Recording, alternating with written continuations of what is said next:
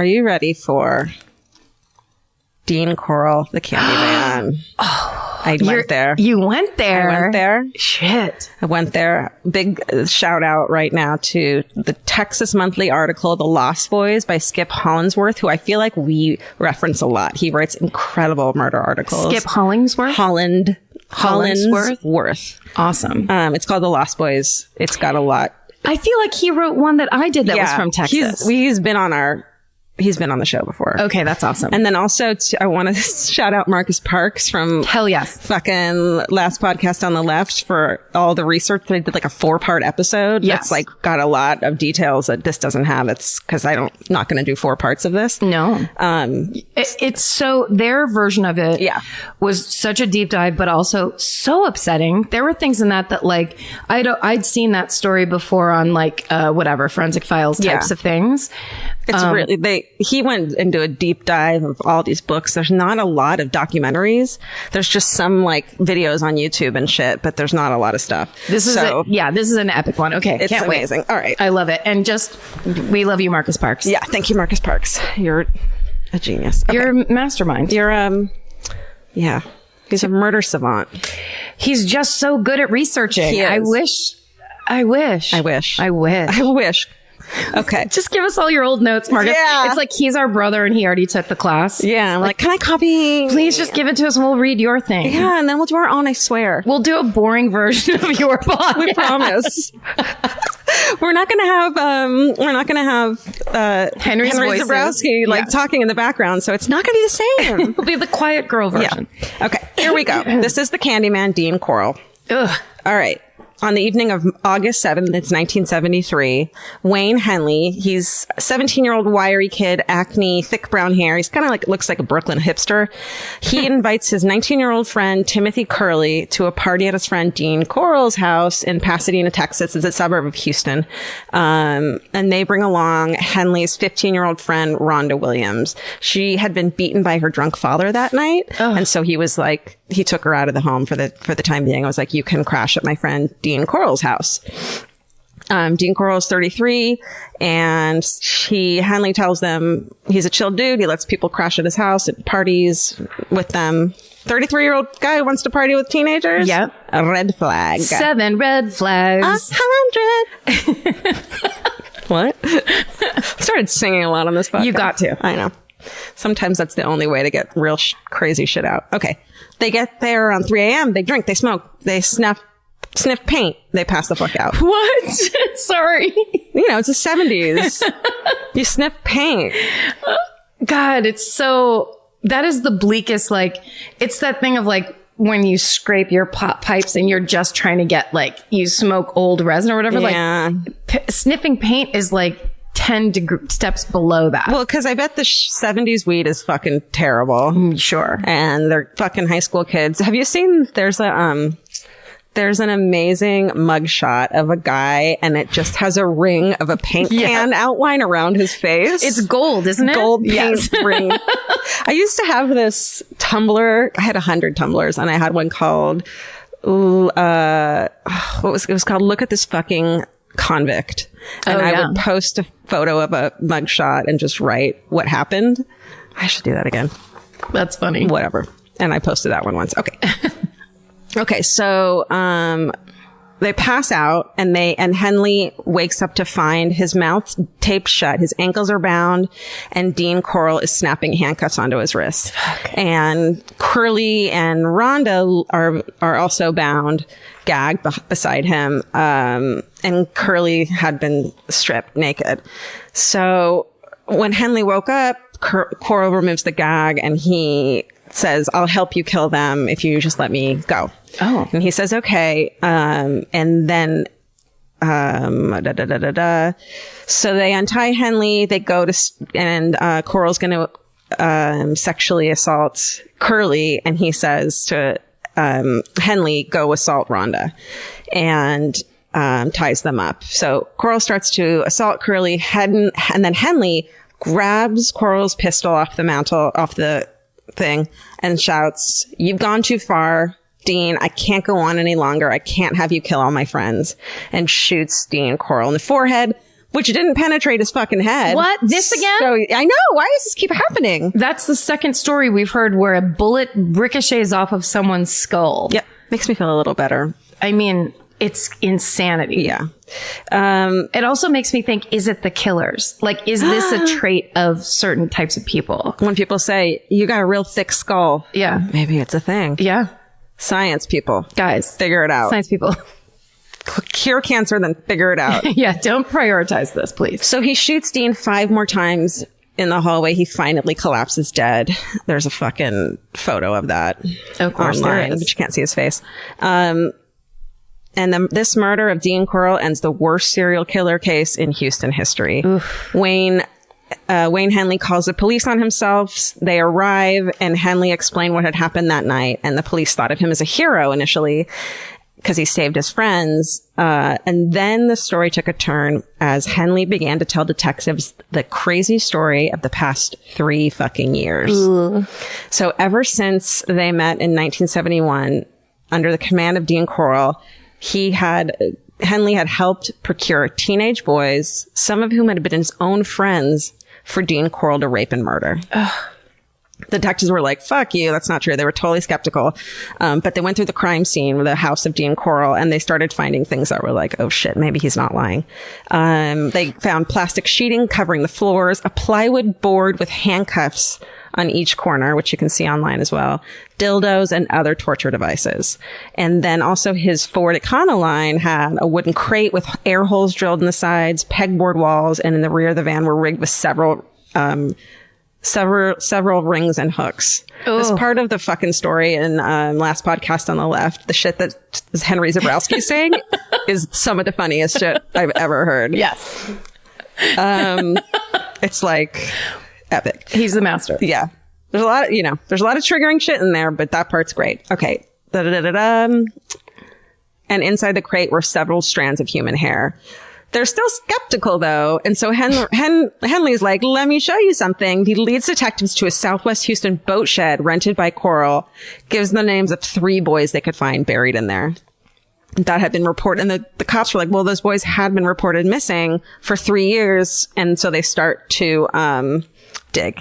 This is the part in Last Podcast on the Left where it's so upsetting and fucked up. I think even Henry was upset at this part because it's so disturbing. Well, there's this the only good documentary was on YouTube. It's called 1973 Houston Mass Murders, but be careful because they show them digging bodies out. Yeah.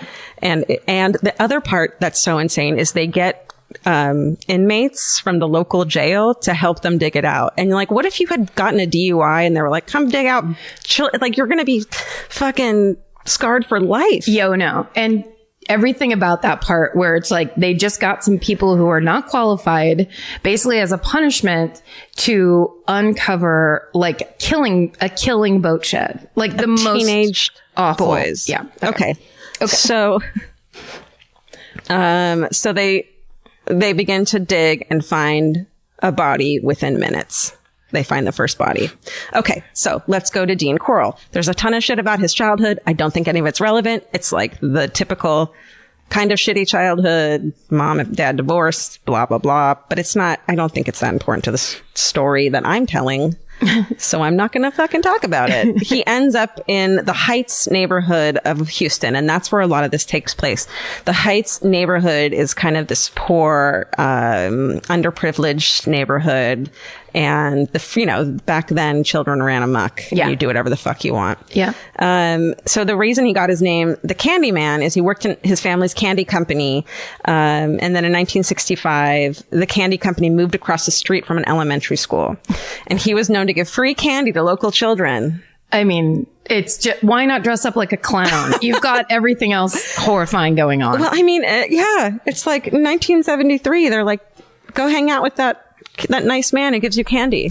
It's absolutely so suspicious. Yeah. No, it's not then, but it should be, right? Not then. But like now that we know what we know, it's just like people who are like, oh, I'm not trying to catch any fish. I'm just making this huge fishing lure. Right. That, you know what I mean? Yeah. It's just like, what would make children come around all the time? What's that movie that has, what's his name? Matt Dillon in the kids take over the town. Oh, on the edge, over the edge, over the edge. You mean where they're just partying in the suburbs, like, and none of the parents are around? Yeah. Yeah. Watch that movie. And that's what, to me, it seems like this time was like, it's a good movie, but also you just were out till whenever you wanted to be. You had total freedom. Yeah. To hang out with fucking perverted, there was 30-year-old men. Yes, it was the thing of, if they're an adult, they're in charge. Yeah. If they're an adult, they're fine. Yeah. Like, that's all it takes to qualify is you have a job and a car and you don't have like long hippie and hair. you're a good guy. Everyone then likes you're good. you. Yeah. Yeah. So he was known to give free candy out, in particular teenage boys, and he made a whole rec room for them to hang out in with like a pool table and shit. Oh. He's big and broad shoulders, thick black hair and sideburns. He was known, in the words of one of the reporters, a pleasant smiling Candyman of the Heights. Mm-hmm. Red flag. Aren't they all? Yeah. I don't know. Red flag. Yeah. There's a couple pictures of him. There's not a lot. And he just looks like a normal dude. A normal, like, nice looking guy. Yeah. Creepy. Yeah. He's the creepiest in that he... Clean cut. Yes. He did it exactly right to not get caught. He did it so right. Okay, so in 1967, he befriended 12-year-old David Brooks. He was in 6th grade. His family life was kind of falling apart, and so Brooks was taken under Dean's wing as like a mentor almost. Brooks said about him, he was the first adult male who didn't make fun of him, and that he was like a father figure, which is insane. Yeah. So as a teen, when Brooks became a teen, Coral paid him to allow him to perform fellatio on him. And he began living with Dean a lot since he was from this broken home. And I'm sure his family was like, great, he's got an adult role model. Yeah. But according to those who knew Brooks, the teenager wasn't gay. He had a girlfriend who lived in the Heights. But this older man who had known him since he was 12 was like, help me. Yeah, he basically, that's groomed what him. Pedophiles do, is they only pick children who aren't being protected. Yeah, this kid, they say that he was an introspective young kid, so he probably didn't have a ton of friends. His parents were divorced and moved away. So, and in all of these fucking documentaries and all of these stories, they call Dean Coral homosexual, and I don't think that's right. I think he's a pedophile. He's a pedophile. And that's not the same thing as being homosexual. Right. He even had a girlfriend. Dean Coral did? Yeah. Yeah, no, he's a pedophile. He's a pedophile. Like, that's not homosexual. Right. So that's also, I think, it could be too. You're reading things from Texas in like the 80s, maybe, where there's not, people hadn't caught up all the way to like, what are we really talking about? Because most pedophiles are straight men. Yeah. That's like governmental. Well, I still see it like copied in articles, the homosexual, like just, he's a pedophile who liked young boys. So It's not, I don't know. It's just something that irks me. Like, I feel like if I had said that, we'd get an email from someone to be like, that's not, and rightfully correcting it. And I totally agree with that. Yeah, exactly. So Dean Coral's first known murder victim is 18-year-old Jeffrey Conan. On September 25th, 1970, he'd been hitchhiking from the University of Texas and was dropped off near Dean's apartment. And they think that Dean offered him a ride, and he gagged him with a cloth and strangled him. After the murder of Jeffrey Conan, David Brooks, so his fucking kid, who is 15, walks in on Coral in the act of assaulting 2 teenage boys who Coral had strapped to a plywood torture board. And Coral promised Brooks a car in return for his silence. He told Brooks, 15 years old, that he is part of a gay pornography ring. He had been paid to send the boys to California to pose for photos. That's what his story was. It's so you don't have to worry about it. Yeah. Somehow. But then later, Coral confessed that he had killed the boys, and he offered David $200 for any boy he could lure to Coral's apartment. And at this point, it seems like Brooks, people say he didn't have a choice. Right. He was now part of it because he had not told about the 2 boys he had seen him molesting. And also, this is a life change that's been introduced by a person he trusted. Yeah. So he hasn't had any other adults in his life that have been reliable, it sounds like, or good people. And now the one person that he sees as a good person is introducing all these kind of variables where he's supposed to believe this is okay behavior. Or it's like, yeah, cut this person who's supported you for the past, few years out of your life, or do what's... Or play along. Play along. You're not going to kill anyone. Just bring him to him. I mean, it's insane. It's an insane fucking story. But it's kind of like brainwashing. I mean, really, that's, he's getting people, he's not convincing anybody that's like coming from a great background with a lot of solid ground under their feet, which is in no way to say if you're from a broken home, obviously, that you would be, but it's more of he knew who to pick to groom to basically brainwash into living this way. I mean, aside from Dean Corll, who's clearly a psychopath, it's insane that he was able to get this kid, David Brooks, to fucking do this for him. And I can't wrap my head around it. I can't imagine a scenario that I'd ever be okay with that, which means it's a scenario that I can't even imagine. It's like something really insane happened that this kid was okay with it. Right. Or maybe he wasn't okay with it, but what else? He was already in. Yeah. Like he had nowhere else to go. Definitely. Okay. On December 13th, 1970, so David Brooks lures two 14-year-old kids named James Glass and Danny Yates. He lures them from a religious rally to Corll's apartment. The thing of like, hey, let's go party. I got some weed and we can hang out at this dude's house. Yeah. Like cool older guy. Everyone There's loves a pool it. table. Do you know who it is? It's fucking, it's the movie. Oh my God, what's wrong with my Matthew brain? McConaughey. It's Matthew motherfucking McConaughey. Yeah. From Dazed and Confused. Dazed and Confused. Yes. That's exactly who he is. And the victim is the kid from it with the long hair. Yeah. The little kid, the new freshman. Yeah. That's exactly what it is. And like everyone's like, Matthew McConaughey's character's so cool. No, he's a fucking perverted pedophile. He's an old man. He's a gross old man. Yeah. He wants to hang out with high school kids. But there is that thing of inclusion. If you are living your whole life, so say it is, let's use the Dazed and Confused example, and that kid isn't just getting his ass kicked at school, but there is very violent scenes of him getting his ass kicked at home, and home being an unsafe place for him to be. And then you've got Matthew McConaughey rolling up and being like, hey man, it's chill, come and play pool. Yeah, I'll get in my cool car, I'll drive you around town, we'll go to this bar, play pool. Totally. Yeah, you finally found somewhere to land. Yeah. You don't want to give that up right away. No. But then it's almost like he's slowly ebbed away, or I don't know, there's a better way to say it, but like, it's almost like I bought you a car, like he's just slowly grinding down this kid's inner identity. Yeah. It's fucked up. I mean, yeah, definitely. So the police should arrest Matthew McConaughey, is what I'm saying. Let it get so much worse. Our tagline. Always. So both boys, James Glass and Danny Yates, are tied to opposite sides of Corll's torture board and subsequently raped and strangled.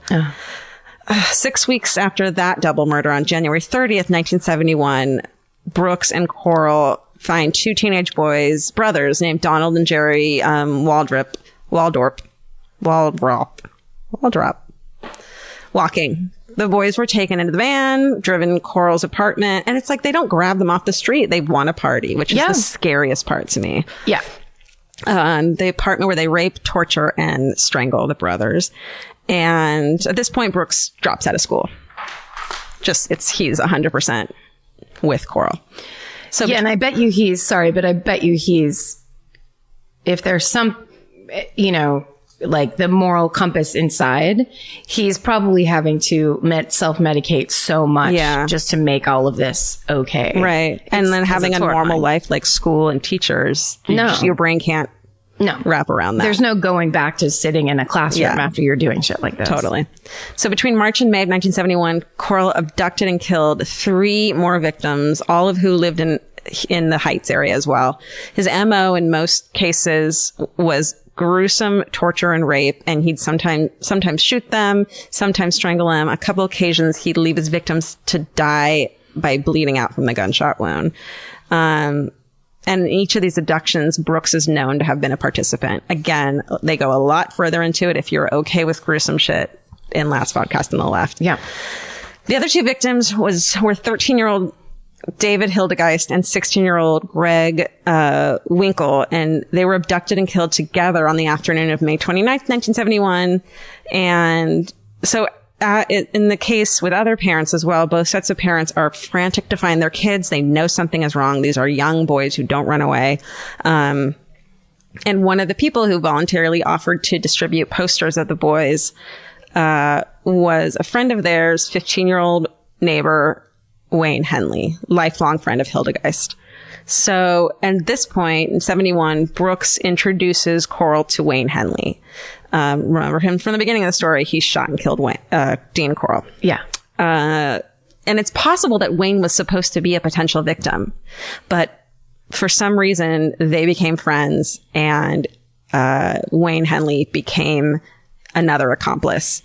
Wayne Henley said about him, "We hit it off. He was a smart, clean-cut, nicely dressed man. He listened to me. He explained things to me. I'll be honest with you. It was important that Dean liked me. He was kind."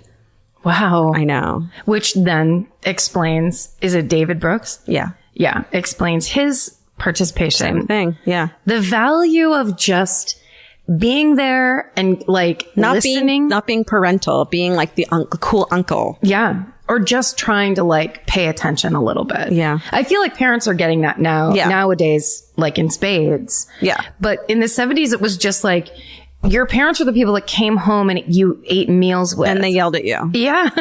Because it was like, it was also in a lower class neighborhood. So it was probably both parents were working. So they didn't have time to fucking deal with your shit. Yes.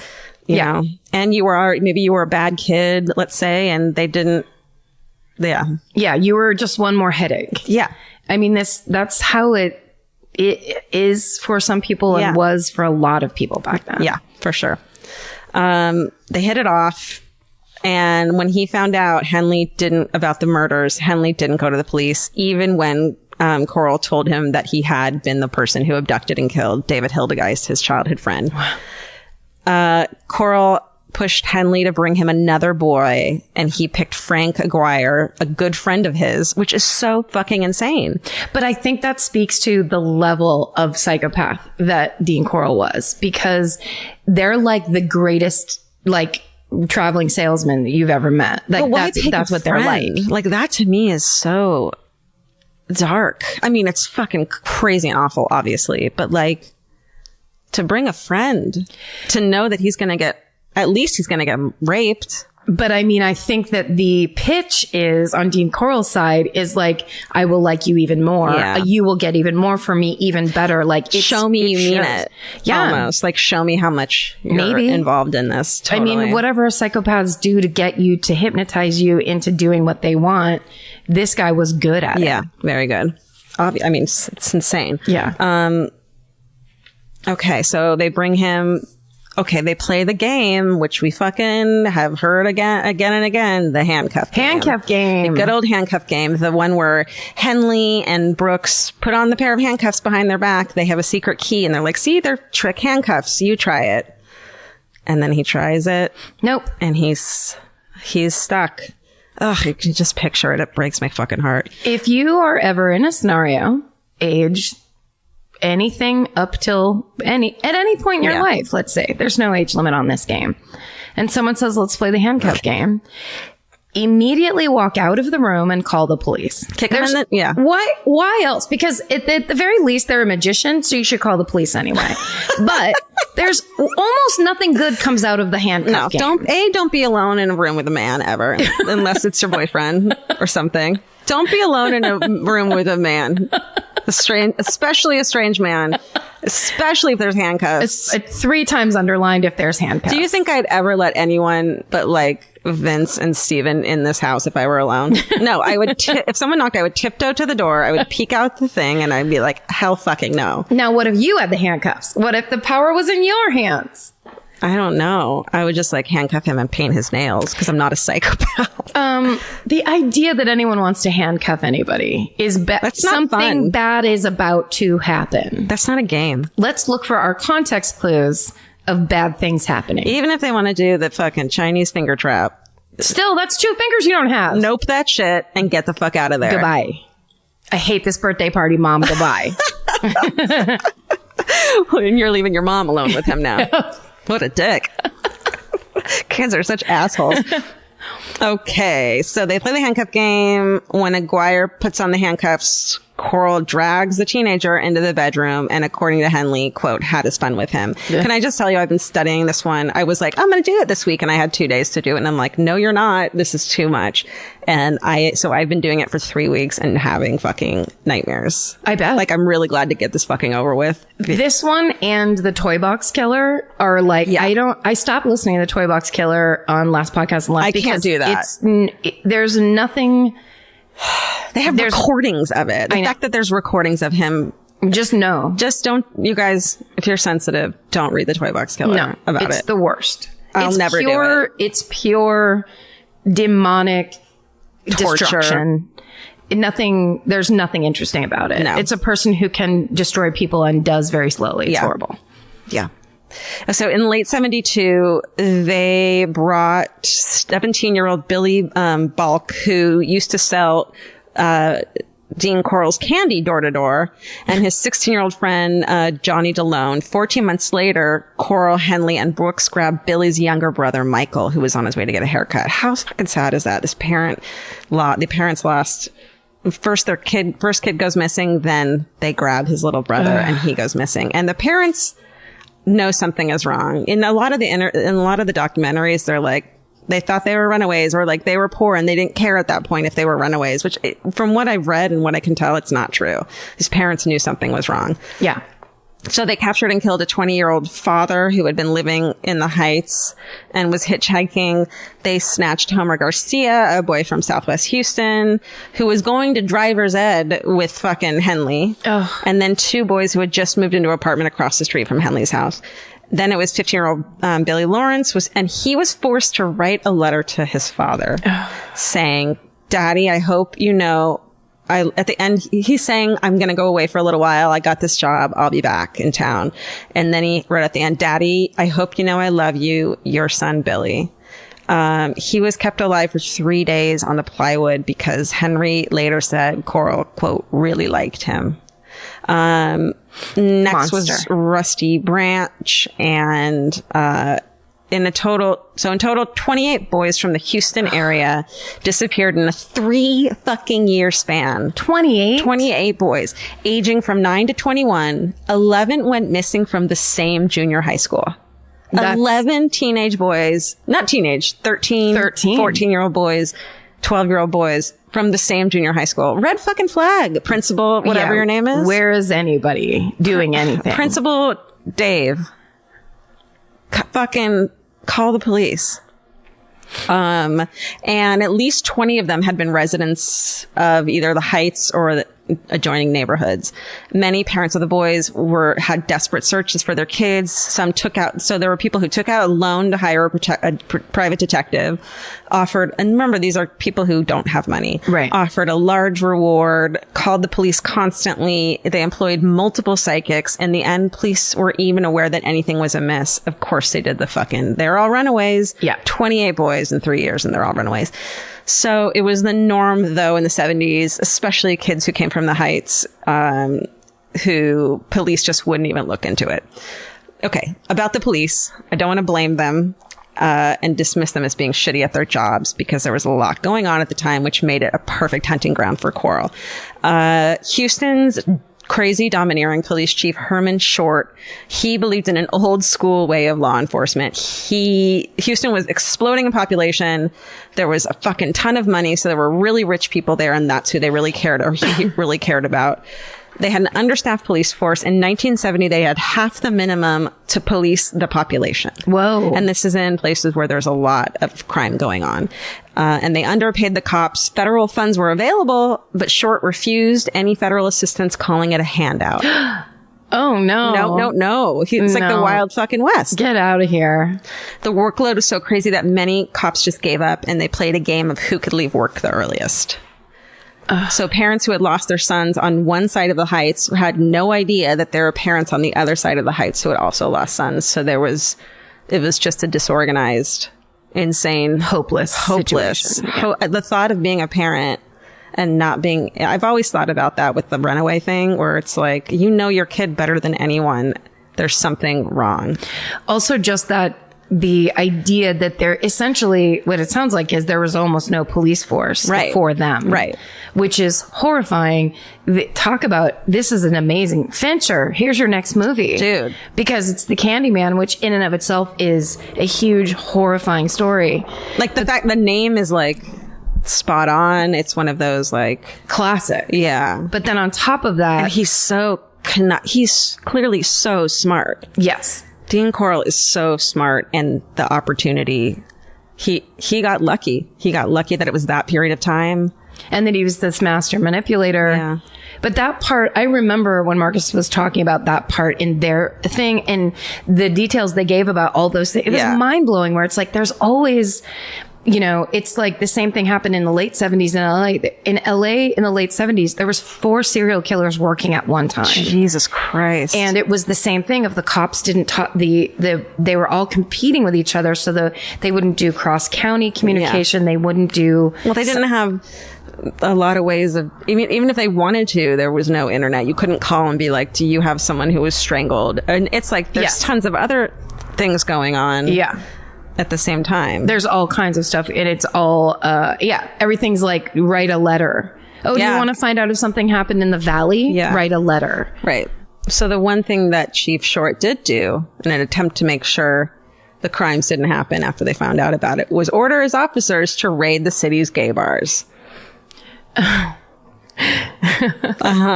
Problem solved. Problem solved. Yay. All right. Job. Good job.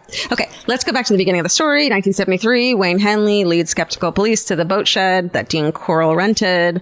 They start to dig with the help of fucking inmates, and they found the first body in a matter of minutes, then 2 more, then another 6 underneath them, stacked up. Henley also led authorities to a location near a wooded area near Sam Rayburn Reservoir, where 4 bodies were uncovered. The day after Henley's arrest, David Brooks turns himself in to the police. Henley hadn't even mentioned him. He didn't rat him out. I know. And together they led police to a location on High Island. It's like there's like scenes of them digging at a beach. It's crazy. Wow. With like people camping, and there's fucking bodies. So they found 6 more bodies at High Island, and within a week, the remains of 27 young males had been found. Wow. A week after the first bodies are found, despite a few thousand missing persons reports having come in from 1968 to 1970s, the authorities, they call off the excavations, despite the fact that even Henley and Brooks told them they knew where other bodies could be located. They just decided that's enough? Well, I think they didn't want the death toll to get higher. Because it looks so bad. Yeah. Oh, fuck. I think that they were like already under so much scrutiny by the media that they stopped. Can I just say this to people? If you're ever in this situation where you're in charge of something that's going to total shit, the only thing you can do at a certain point is let the truth come out. Yeah. Because you pretending, like, that idea is so, to me, such a like male in his 60s, I'm in charge of this, listen to me, everybody. It's narcissistic in a way that I can't put myself in those parents' shoes that they might want to find. Like, I don't understand what anyone else is. He's prioritizing what it looks like for him as opposed to what it feels like for the victim. He probably can't even begin to comprehend other people's emotions. Well, and also he's in a situation that he's not trained for. He's never even thought could happen. But and he screwed up from the get-go. Yeah. But when you're at that point, let it all come out, because you have to think of like long-term how it looks, and also what your actual job is. Your job is to protect people. You can't now pretend like you protected anybody, because that's off the boards entirely. Yeah. Why am I talking about this? I'm not giving advice to this fucking sheriff from 40 years ago. But it bums me out, because I know you watch people make these decisions where it's like, okay, well now I'm just going to scramble to cover my own ass. It drives me crazy. Yeah, where it's like, that part's over. Yeah. It's over. The thing, like, my therapist will always say when I get these calamity things in my head of everything's going to fall apart, she's like, okay, what can they not take away from you? And it's like, they can't take away Vince. They can't take my cats. They can't take my family. I'm healthy still. It's like, it's going to suck and you're going to look like a piece of shit, but it's going to be okay in the long run. Don't add to it. Don't fucking add to it by lying. Don't lie. Don't lie. Because here's the other thing too. It's that thing where you can lie, obviously. And in the moment, you're going to think that that's a good fix. And you're out of it. Yeah, you got out of it. You're tripling down on how bad you look when you tell a lie. Because here's the thing. And this is a recommendation in lying in general. As a great, huge liar all my life, you always get caught and it's humiliating and you look 10 times worse than you actually are. Yeah. Because you think there's you think there's a shortcut. You think you can get out of it by just saying something. Please just know there's always someone around who knows the truth and knows you're lying. And you're doubling down. You're absolutely right. Because then you can't come back and be like, okay, this is what actually happened. Right. It's like, but you also lied about it. Right. So you're even a bigger piece of shit. You're just making everything worse. Like the best thing, and this was like training from high stress daily TV production, where it's just come clean immediately and start fixing it. Yeah. That's the only thing that was ever solution. You never got in trouble for fucking up as long as you were in the solution. Yeah. But when you lie and you go like, oh, someone else told me, well, then you're delaying the fix. Yeah. And delaying the fix is really the worst sin of all. Because lying is that's just for your ego. Yeah. But you have to fix it. Yeah. Fuck. The 70s. The 70s, stop lying. The 80s need to go to prison. The 70s need to stop lying. The 90s I'm not ready to talk about the 90s. We'll get there. We'll go there. We can't give you all our advice in one episode or you'll never listen again. Listen, we have a lot more fucking advice. Look and listen to our advice and take it.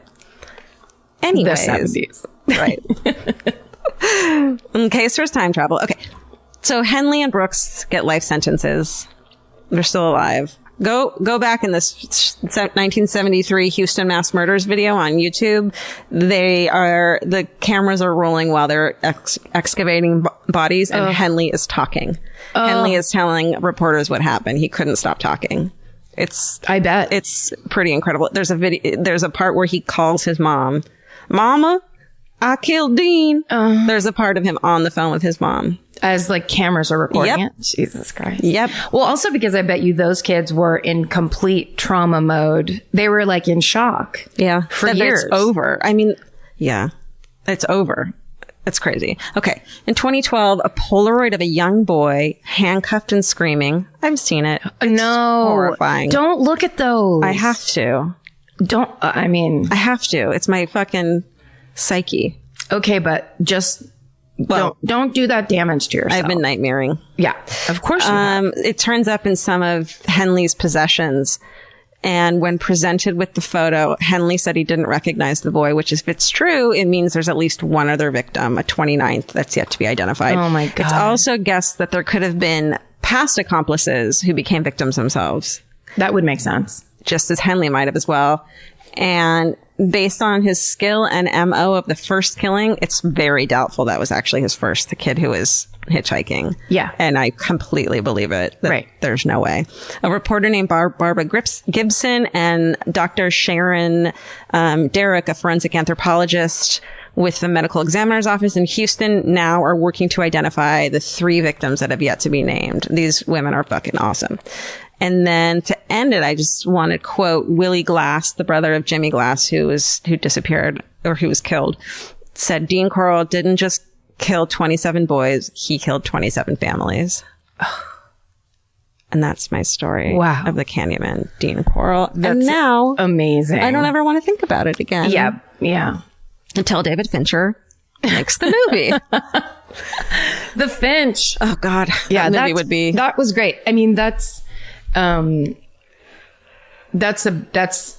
best case scenario you can do. There's some details in that digging part. Oh yeah. That will be with me forever. Yeah.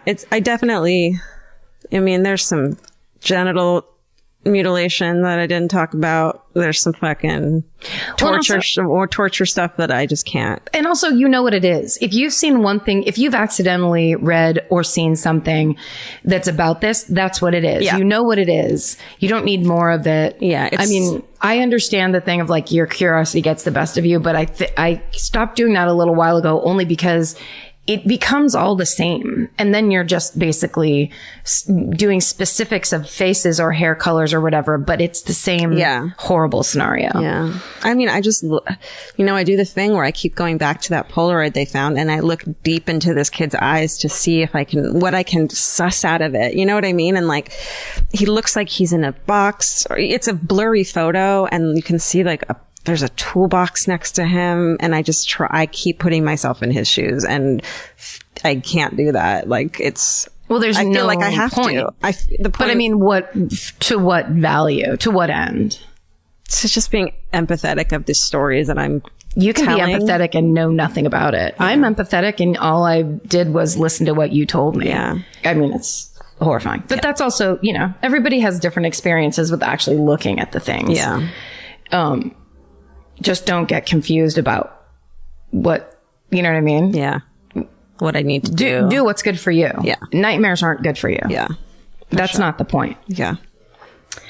Oh, the Candyman. Oh, the Candyman. Oy vey. Everyone will suffer under the Candyman. Well, mine is, this is actually, it's not firsthand.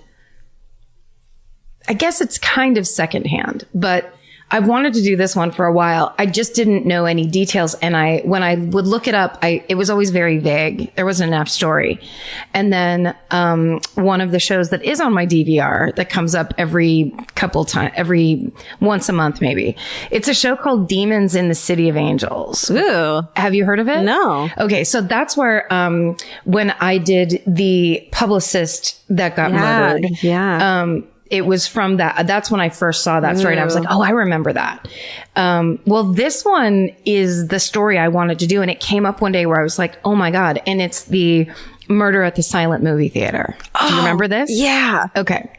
So on Demons in the City of Angels, narrated by an incredibly intense man named AJ Benza, who I believe himself was a crime reporter, or I'm not sure what. I don't know that much about him, but I think he has a true crime background. Yeah. But now, he's hosted lots of shows. I've seen him on other things, but now he narrates this show, and it's all crimes that happen in LA. I love it. I need to watch it. It's pretty good. But this one, I was just so happy because it's the detailed versions of this story. Yeah. So it's 1997, Los Angeles. I moved here in 1994. When did you move here? 98. Mm-hmm. So this was kind of like one of the first big bad. I mean, I moved here the year of the earthquake and OJ and riots. All that stuff happened right around the same time as when I moved here. So this was kind of the next big one. Yeah. And there's a silent movie theater on Fairfax at Melrose, just below Melrose. I think it's like 2 blocks below.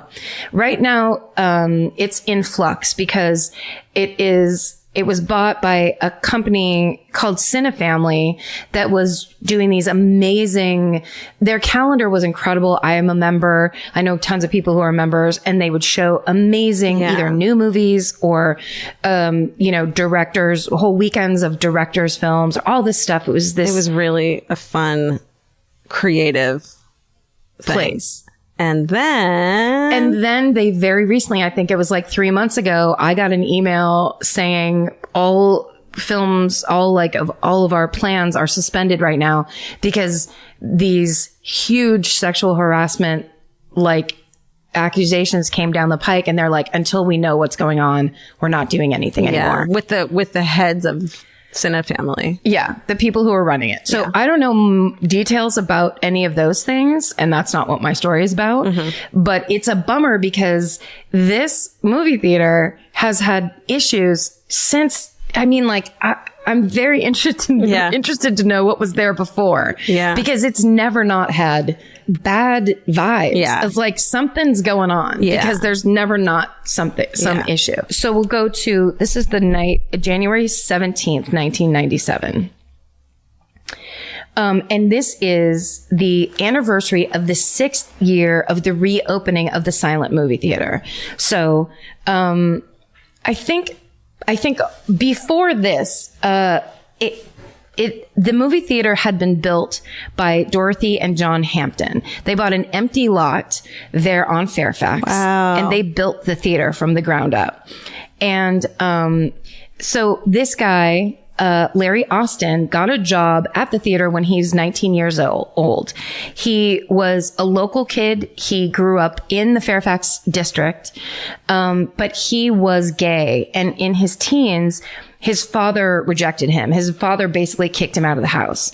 And he, the Hamptons basically took him in like family. So he started working at the silent movie theater in its original form when he was 19 years old. How cool would that be? Yeah. And he was super into, as many people, when you live in Los Angeles, there are a lot of people, it's all about kind of who you know and how connected you are to the movie business or TV, but movies are a little fancier. And this, I think Larry always wanted to be in show business in some way. And working at the silent movie theater, he was, he did everything for this family from when he was 19. He was with the Hamptons for 37 years. Holy shit. So he really was like a son of theirs until the theater closed in 1979. And it was basically, it was just kind of a place where people who cared about film and, movie buffs and stuff would go to watch silent films. Yeah. But it wasn't like doing, a great business or whatever. So they ended up having to close. And then in May of 1990, John Hampton died. And after he died, Dorothy Hampton was really depressed, and Larry Austin convinced her to reopen the theater. He thought that would be the perfect thing for her, and she agreed. And so they decide that they're going to go in. The theater was basically kind of left just standing for 10 years with nothing going on in it. So they have to hire a contractor to come in and basically help them rebuild the theater so they can reopen it. And the contractor is a guy named James Van Sickle. As they work on the theater and slowly rebuild it, Larry Austin, who at this point I think he is in his early 60s, and Van Sickle, who is in his late 30s, start having an affair. The contractor and the guy who was the family, basically like a son. Yes. Got it. Exactly. Okay. The guy whose idea was to reopen, and with the widow, Dorothy Hampton. And so they basically put all of their work, and Larry lives in the apartment above the movie theater. Cool. I didn't even know there was one. I know. How awesome. Don't you love that idea? Yes. Like when you go into the theater, the popcorn stand is on the right. There's a set of stairs that's over there too. Right. And I think that goes up to the projection booth, but I like to picture that also then, like, you walk past the projection booth, then there's your bed, a little gingham, a cot, and a kitchen table. Oh my God, I love it. But I don't really know because I haven't been up there. But that's how it is in my mind. Okay. So basically on the night of the reopening, I'm sorry. So 6 years after the reopening. So they reopen it. Everything goes great. Dorothy is thrilled. And basically they're back in business. Yay. And, but eventually Dorothy has to get moved into, an old folks home anyway. So on the 6th anniversary of the reopening of the silent movie theater, Larry decides he's going to play the first movie that played there when it originally opened, which is the movie Sunrise. But there's also a bunch of short films that he's playing, and it's kind of just like a big, celebration of the silent movie theater. So this is January 17th, 1997, if I haven't already said that 17 times. Okay. So that night there's like 60 people in the theater. Which is packed for that. If you picture 60 people, that's like fucking wall to wall. Yeah. Half an hour into the program. And also Larry, when they reopened it, and I don't know if he did this before, but he definitely did it on the reopening in 1990. He used to go up and introduce every night, every movie, everything in a tuxedo. Oh, I love him. Yeah. So this was like his life. And really famous people used to go to that theater to watch movies. It was kind of like, you know, it was like a very hipster thing of like, I'm into movies. I'm into fucking silent movies. I know the owner. He's so cool. Whatever. Exactly. So Larry goes up and he's like, tonight it's a Buster Keaton feature, whatever. And he like, basically, if you don't know that much about silent film, you were still introduced and kind of brought into that world in this really lovely way. And he was like, he made them special. Yeah. You're not just going to see a movie. It's a production. Yes. And it's like old Hollywood. Yeah. And that was his whole deal. The tuxedo is like the crowning glory. Yeah. Is that a thing? He's like a nightly, he had a job where he got to wear a tuxedo every night. Totally. He was into it. And just so you know, after they redid the whole theater, Larry Austin kept James Van Sickle on as his projectionist.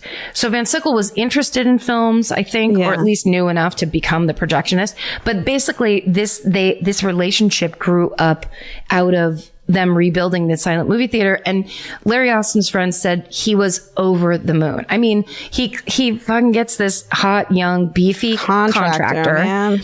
Man. And they're working on the love of his life, this project, you know, that he's worked on all of his life. They said he was so thrilled.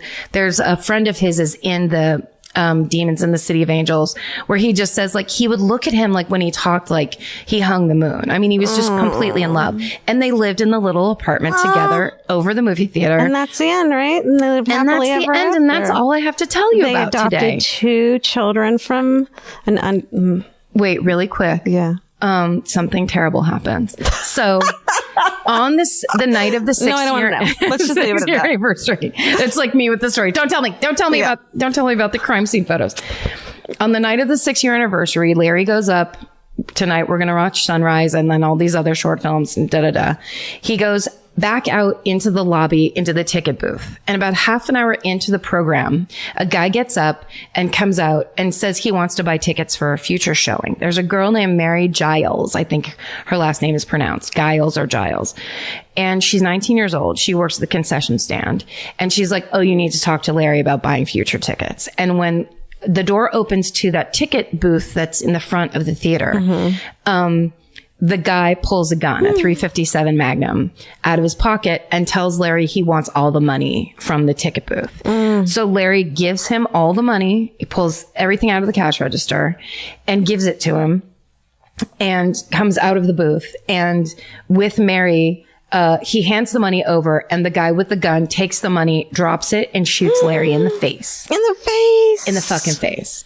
He shot him once in the face. Larry goes down and then he turns and shoots him like I think 3 more times. Oh my God. Just like to make sure he's dead. No. Then he turns to Mary Giles and shoots her twice in the chest. She's just a fucking girl working at the... She's just a girl working at the movie theater. I didn't know that. Yeah. The way I pictured it in my head all the time is like so much different than it actually is. That it happened in the theater? Well, because also... And I didn't know this until the first time I went to the silent movie theater. It's fucking tiny. Yes. There is no, it's not like, you know, your fucking IMAX theater. It's a tiny little space. Yeah. A tiny office in the front. Yeah. So this is all close quarters. Yes. It's very close quarters. Like it feels almost New York style close quarters. It's a mini, like, art house movie theater. Yeah. And when you're there, like, that's where I went to go see Zodiac. Right. When they redid it. And it was perfect because you could see it perfectly. There was no bad seats and the place was packed. So it was like everyone was excited to see that movie. It's like a small town movie theater, it reminds me of. Exactly. Which is like one screen. That's it. Yeah. Anyways, he shoots Mary. He fucking shoots Mary also. Oh, honey. And then runs out through the movie theater. So he has a front door he can run out and be right on Fairfax. Why didn't he do that? He ran through the movie theater, shot into the air while these people are watching the movie, and then runs out the back door where the patio is. Oh my God. So everyone in the theater witnesses this guy with his hood pulled up shooting into the air. Of course, everyone freaks out and runs. Yeah. So, you know, the police come, Mary gets taken to the hospital, and she survives. Oh, good. 2 to the fucking chest, and Mary survives. 2 to the chest? 2 to the chest. Yes. Girl. Okay. So. Was she interviewed in the episode? No. Okay. Everyone was so freaked out by this. I completely remember it happening. I remember everybody talking about it. And at the time, we had just started doing stand-up comedy shows at Largo, which is 5 blocks down the street. That's so scary. Yes. So the guy that owns Largo, which is now at a different, much larger location, is a guy named Mark Flanagan. He's the owner operator, and he's he's an Irishman from Belfast. He's full of shit. His eyes are dark brown. He's full of shit. And he is one of my favorite people on the planet. He's one of my closest friends. And he's the kind of person that starts to talk to you when you very first meet him, like you've already been talking for 20 minutes. I love it. It's my favorite. It's the kind of person that's just like, anyway. Yeah. And this is one of the first stories he ever told me. What? Because after the shooting, they had just opened Largo at that location, which is now, I think it's a bar called The Dime. Yeah, something like that. Something like that. You're probably right. And now it's a very hipster area. It doesn't look the same at all. They gutted it. Oh, really? They redid the whole thing? I think. Oh, I haven't been in there. I could make that up. I don't know. But they had just opened Largo, and they were just starting to get like the music acts every night and stuff. And James Van Sickle came down and told Flanagan what happened. Like, Larry got shot. He was murdered. We don't know what's happening. The police are investigating it. The carpenter was telling him this. What's that? The carpenter was telling the contractor, Flanagan exactly. this? Yeah. This Flanagan telling the story of the guy coming down. I don't know why I made him a carpenter, but... Well, that's what a contractor is. Okay. He can just do more than carpentry. Right. So he basically comes down and says, we want to have a memorial fundraiser. Is there anything you can do to help? And Flanagan's like, well, you can have it here. So they have a memorial fundraiser for Larry Austin and for the silent movie theater at Largo. Oh my God. In March of 1997. Were you there? No. This was before. Just say yes. But remember the lies? They get found out. Right. Because then the 7 people from Largo are like, I was there, you weren't there. You absolutely weren't there. But he was like, well, of course, these are our neighbors and we want to be good people and we just opened this business. Sure. Like we want to play ball, whatever. It was Flanagan and John Bryan, the famed musician who also was kind of like had, I don't think he was an owner, but he was like, this was his home club. And he, of course, wanted to help in any way. So I think part of the benefit was John played and they got other musicians to play and they raised a bunch of money and gave it to the silent movie theater, in, Larry Austin's name. Yeah. Well, it turns out the same night that they have this, which was March 12th of 1997, is the same night that the police begin to surveil James Von Sickle because he is the prime suspect in this murder. But he doesn't know it and nobody else knows it either. But as they were looking into after this crime and they start looking into who's involved in this, James Van Sickle is the one person named on Larry Austin's will of who what also nobody knew was the movie theater, the land and all of the films inside. The whole thing was worth over $1 million. I bet that land, man, if you own that land. Oh yeah. In LA, right on Fairfax. Yeah. So holy shit. They start looking into James Van Sickle's past and his, basically his record. And they find out, he, in 1988, was charged with attempted murder in a Compton case, but it was dismissed after the victim failed to appear in court. So that just went away. That goes away if the victim... In 1989, he was sentenced to 4 years in Orange County for selling drugs, transporting and selling narcotics. He served half that time at Chino, and he also had check fraud charges that were pending. So I guess they were still working on that. He had several aliases. He had multiple California driver's licenses. Wow. Fraudster. Yeah. And in 1996, so the year before, Larry Austin had filed a police report accusing Van Sickle of assault and battery. Assault and robbery.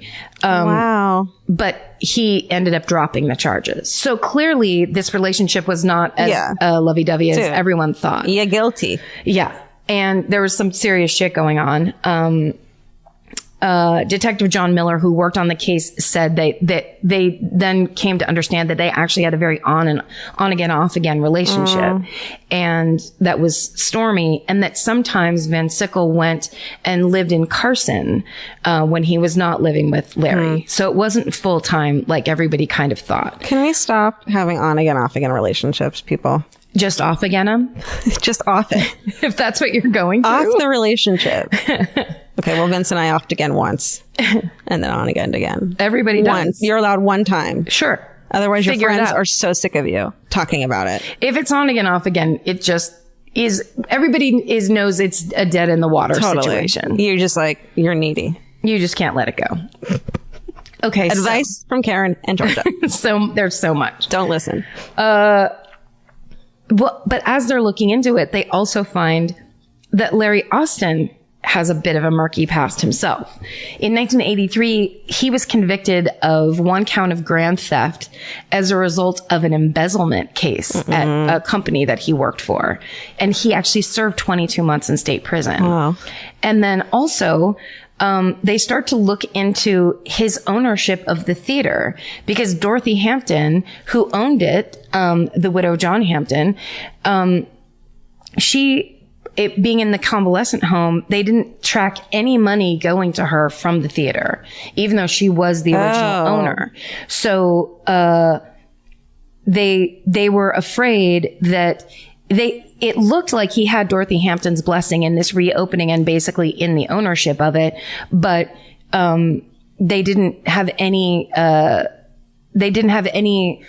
proof. She hadn't signed anything over to him that they could prove. So they end up freezing, the IRS and the LAPD end up freezing Larry Austin's assets and putting the theater in a conservatorship until they can figure out what's going on. Because it's not even like, oh, he was killed for the theater, because it might not have even been his to give to anybody. Definitely.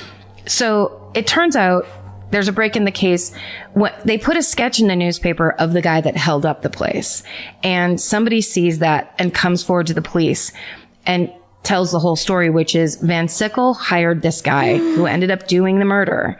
And it turns out his name was Christian Rodriguez. He was also 19 years old. Shit. And Van Sickle hired him, promised to pay him $25,000 to kill Larry Austin and make it look like a robbery. Yeah. And that's why he also shot Mary Giles. Right. Because it was like, oh, what would a robber do in this case? So he just fucking took another person out for free. What a dick. Van Sickle said he was going to pay him an extra $5,000 to kill basically to make it look like a robbery and kill anyone else that was there. Oh, that's horrible. I'm so glad Mary survived. Yeah. It's insane. It's so insane. It's so fucking crazy. It's so heartless.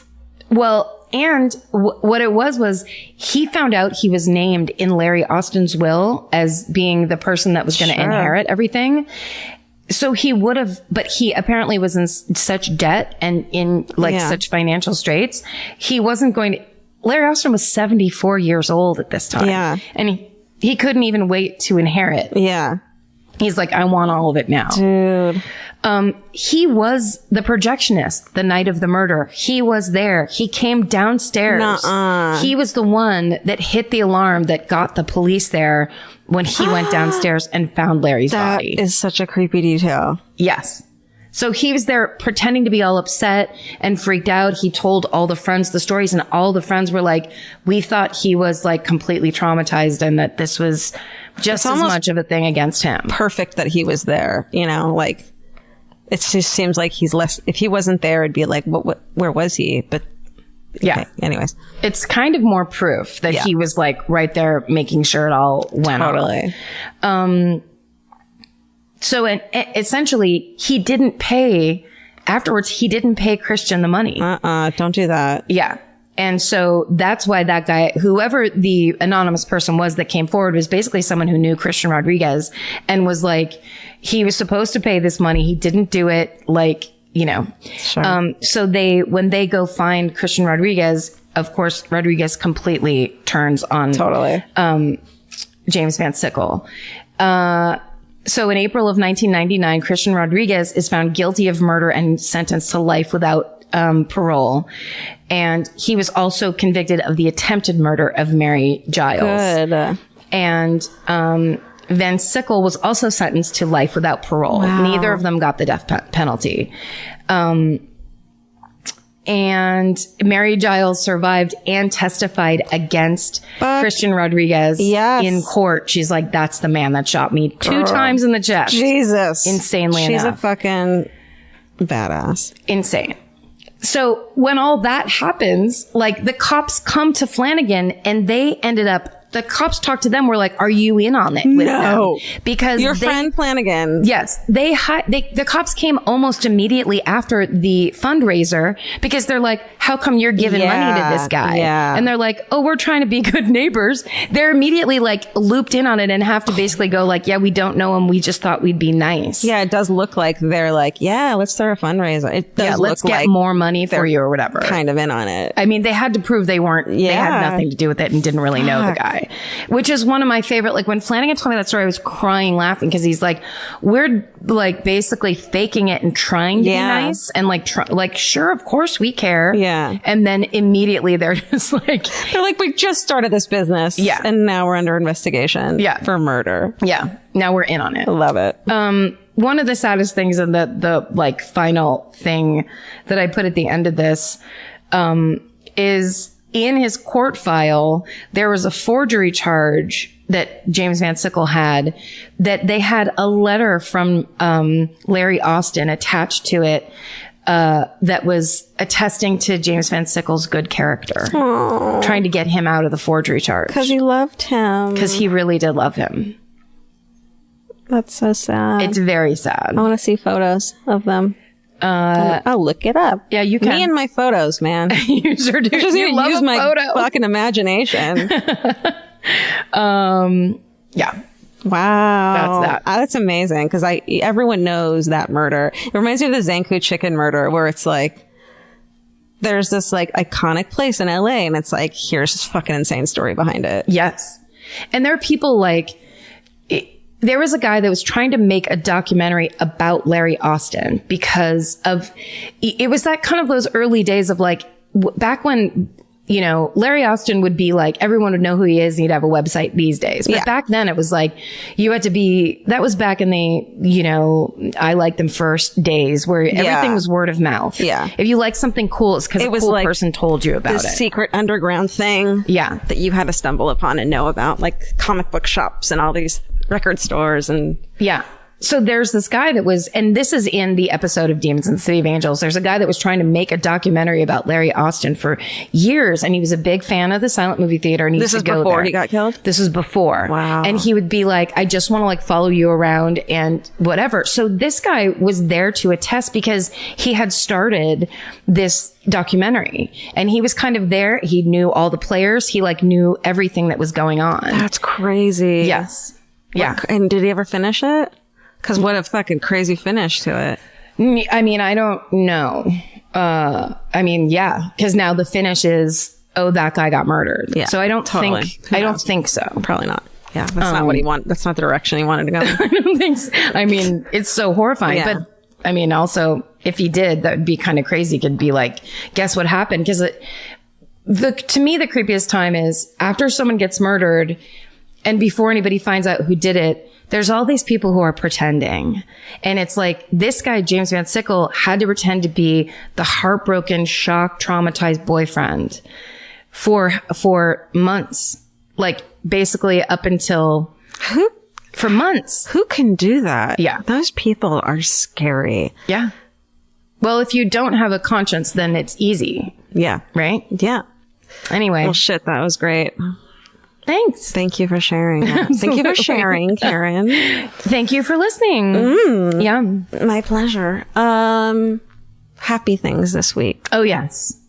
What you got? This is super dumb, but I think it's a small, like, there's so many things I want to do to fix my house. And most of them are very large. And so I do that thing where if I have a bunch of things to do, I don't do anything because it all becomes very overwhelming. Oh my God. Yes. Right? Yes. So you're just like, So don't do any of it. Don't do anything because, it's so hopeless and blah, blah, blah. And how do you pick one thing? Yeah. Oh my God. Right. Because I'm like, I need to repaint my house. I need to fix. There's tons of stuff that I need a contractor for. Oh my God. Don't do it. But instead, I was getting other shit at Target. This is not a commercial, but I found a lamp at Target. Like just a standing lamp to go into my front room where there's never good light. You have to be careful of light in your house and in your surroundings. This is freaking me out. Go on. Okay. Did we get the same lamp? My thing that made me happy this week was going to Target at 8 a.m. this morning. No. B, in my car is a standing lamp. No. Is it brass colored? Yes. Does it have a clear shade? We got the same lamp. Clear shade? No. See-through glass shade? No, I saw that one though. I got the one that looks basically like a desk lamp. What the fuck? Yes. How did we... Okay, because, here's the our thing. Our periods are synced and our targets are synced and our lamps are synced now. Yes. This is our new life. This is our life. Hi. You're my husband. Hi. My wife. I was just going to say that little change of just trying to make it look slightly nicer in the room I'm mostly in. Yeah. It puts me in a great mood. And because I did that, when I got home from Toronto, I looked at the pile of mail on my counter, which is just, I assume it's supposed to be there. And it just it gets kind of high and then I go like this and it gets really high again. God, yeah. I got rid of all of it. Girl, I need to do that. Yep. And that's how I found that check. Remember when I texted you? I'm like, hey, I should rip this up, right? But I want to double check that because it was like laying on top of that pile. What the fuck, man? Clear your piles, guys, clear your piles and get like one new thing that's going to make you feel good. Light. You see this place at night. It's so dim and it depresses the shit out of me. Yeah. Yeah. Ooh, let's get that lamp up here. Yes. Help me carry it. Steven, go grab that lamp. So wait, so I just stole yours because that was going to be yours? This, you know what my happy thing is? That we just did that. Yay. That we just did that. Samesers. That our periods sync this week. I know that's gross, everyone, TMI, but I got so excited and had to text you. Is that gross? I wrote back, I'm so sorry. And then she wrote back, the ultimate sign of friendship. Yeah, and I was like, I mean, yay. That all that means is like, we're spending quality time together. So much time. Yeah. Yes. Oh, nice. I love it. That was great. Now I want to set that lamp up right this second. Oh my God. Also, don't be afraid to buy like a 30-watt light bulb. Yeah. Because everything's 60 and it's never too bright. Okay, got it. Like look how many, I have 18 vintage lamps in here and they're all dim. Yeah. Well, also because you've got cute. The shades but look dark in it. They're like those huge shades that your grandma had. Yeah. That's what I have too. Cool. We've done it. We did it. We've done it. We've done it again. We've done it again. Thanks for listening, everybody. Thank you guys for listening. You're all fucking angel babies. We couldn't do it without you. We're only doing it for you. Yeah, there's nothing without you. This is all for you. We're nothing without you. Yeah. It's all for you. And stay sexy. And don't get murdered. Bye. Bye. Elvis. Hold on, give him a second. Elvis. A cookie? Here he comes. There he is. Look all sleeping.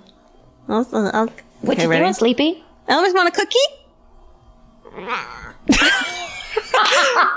want a cookie? I like the first quiet one.